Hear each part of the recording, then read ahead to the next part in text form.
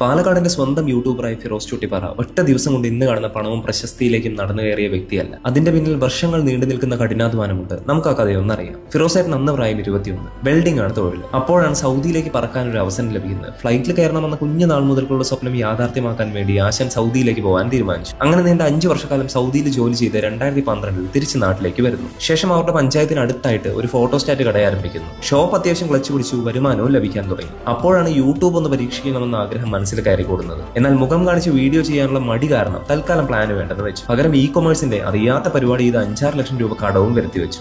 ഈ നഷ്ടപ്പെട്ട പൈസ തിരിച്ചു പിടിക്കണം. അപ്പൊ പിന്നെ യൂട്യൂബ് തന്നെ ശരണം എന്ന് പറഞ്ഞ് വീഡിയോ ചെയ്യാൻ ആരംഭിച്ചു. തുടക്കം ഫുഡ് ബ്ലോഗ് ഒന്നും അല്ലാട്ടോ. മുഖം കാണിക്കാതെ അല്ലറ ചില്ലറ വീഡിയോസ് ചെയ്ത് തെറ്റില്ലാത്തൊരു വ്യൂസും കിട്ടി തുടങ്ങി. അങ്ങനെ ഒരു വർഷത്തെ കഠിനാധ്വാനത്തിലൂടെ 2013 ആദ്യ വരുമാനമായ 8400 രൂപ ഫിറോസിക്കന്റെ ബാങ്ക് അക്കൗണ്ടിലേക്ക് കടല് കടന്നെത്തി. പിന്നെ 8400 30,000 40,000 ഒടുക്കം ഫുഡ് ബ്ലോഗ് കൂടെ തുടങ്ങിയപ്പോൾ കഥ ശരിക്കും അങ്ങോട്ട് മാറി.